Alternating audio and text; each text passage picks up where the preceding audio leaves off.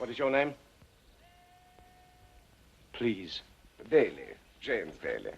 How do you do? Fine. Absolutely bloody fine. But I'll feel even better once you're in uniform. Kenneth found time to appear in a movie called Carry On Sergeant. It was to be the first of his 25 appearances in the Carry On series. As you were. I know it, I can feel it. Well, stop feeling it. Oh. Yearning for you, yearning to give you my all. But I don't want your all. I don't even want a little bit. I usually have the blow wave. Yes, well, I'm no good at that, sir. But I know where I am with an iron. I think Kenneth loved in the early days the public acclaim that he got from the Carry On films, because he was a terrible show-off. And I mean, that side of his nature was greatly satisfied by the adoration the public had for him, and possibly someone who, perhaps underneath it all, didn't have a great deal of self-confidence, although one wouldn't think that, was greatly boosted by this great worship he got from the public. Kenneth would get on public transport and sort of pretend that nobody's ever going to recognise him. And it seemed to be that Kenneth was one of those people that most people could recognise. He would behave in such a way that you'd soon know who it was. The receptionist said, name. With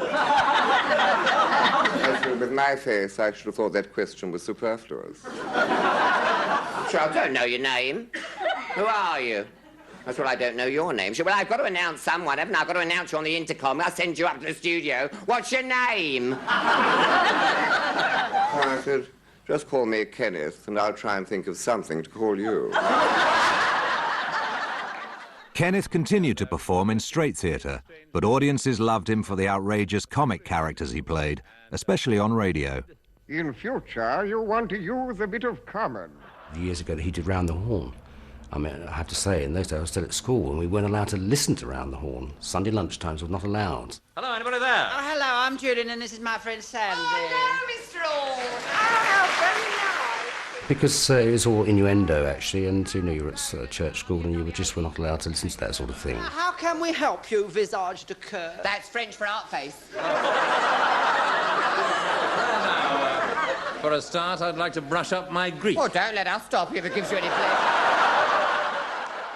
He became the character that people wanted him to be when he was on television being interviewed. I did have a very embarrassing opening night in a review once. And Is that your real voice? Oh, yes, I always talk like that. And I was in... No, shut up. The Carry On films were so much of a family affair for him, which is why he carried on doing them, because they were, you know, his friends, people he enjoyed working with. You know, people have made great play of the fact that he'd probably be disappointed to be remembered for them, but they make people laugh. So if you're a comedian, why would you be disappointed about making people laugh?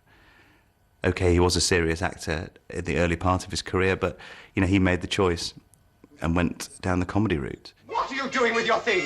I'm sorry, sir, but for the good of Rome, you must die. But you're my personal bodyguard and champion gladiator. I don't want to die. I may not be a very good live emperor, but I'd be a worse one dead. Treachery! Infamy! Infamy! They've all got it in for me.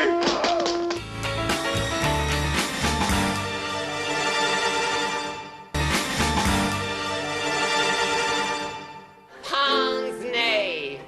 Be dead.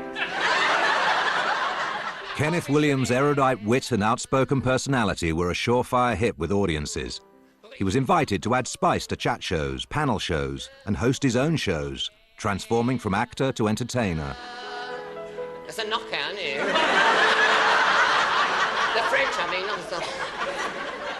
Faux pas, Grand Prix, espionnage, gruyère, camembert, fromage, mayonnaise, all night, garage, RSVP, ma crêpe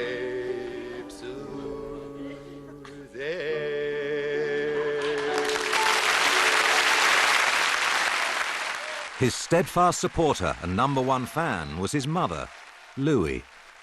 He just adored her. He sort of worshipped her.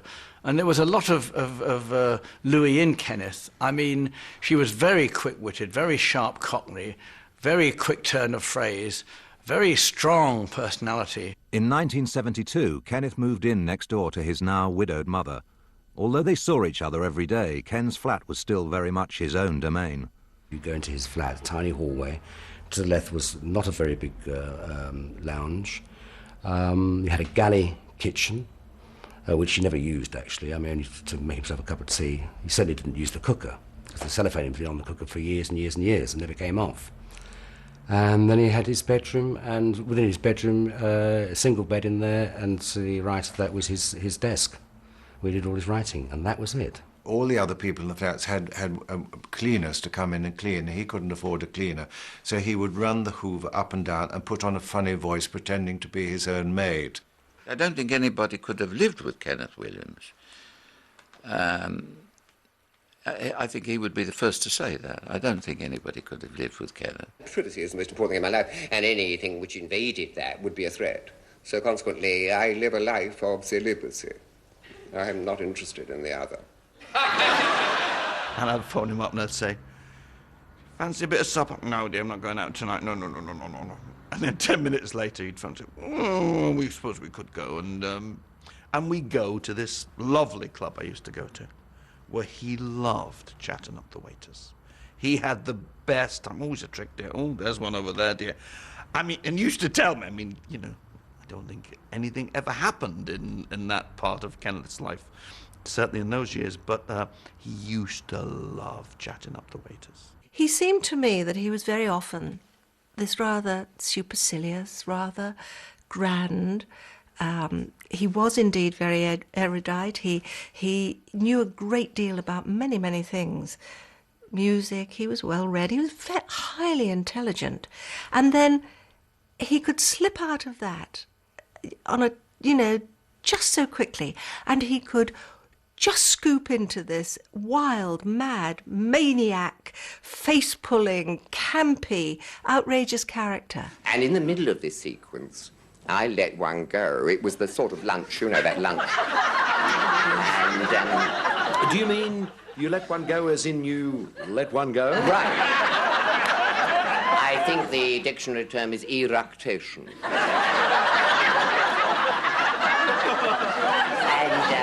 Anyway, I was all this, you beautiful skin, lovely creature, you see, and then... And sometimes he was quite proud of himself for exceeding the limits. He would come back and write in his diary, I behaved disgracefully, and he's loving it, yes. Because I am a cult figure, you see, I'm an enormous cult. I am. One of the biggest cults you'll get round here, But he was a different person when you had him without a crowd of people, when he only had 2 or 3 friends whom he knew. He was relaxed and sweet. He didn't want to try to impress anybody with his performance. He was a man of such contradictions. Huge contradictions. We would see each other a lot because we lived closely. Sometimes I'd see him walking down the road, and some days he'd ignore me, walk past, and he'd make a thing, oh, no, I'm not going to talk to you today, dear. And I just walk. Others, it was like he was an imp. He was a little boy. If I wrote a letter and got a word wrong or a spelling wrong, I would get a little note back, like a professor, saying, yes, this is quite a common mistake you've made here. So on. I remember saying to Stanley Baxter, that is the correct pronunciation. He said, are you sure? I said, of course it is. You don't say epitome, you don't say penelope. All the Greek derivatives sound their final E. You say Penelope and epitome and syndrome. And he said, I didn't know that. I've always said so. I would say, Horace, you're wrong. You're wrong. Simple as that. And I met him a week later, and he'd come back from holiday. I said, you have a good time? He said, yes, we took off from Pisa. It's a charming little aerodrome.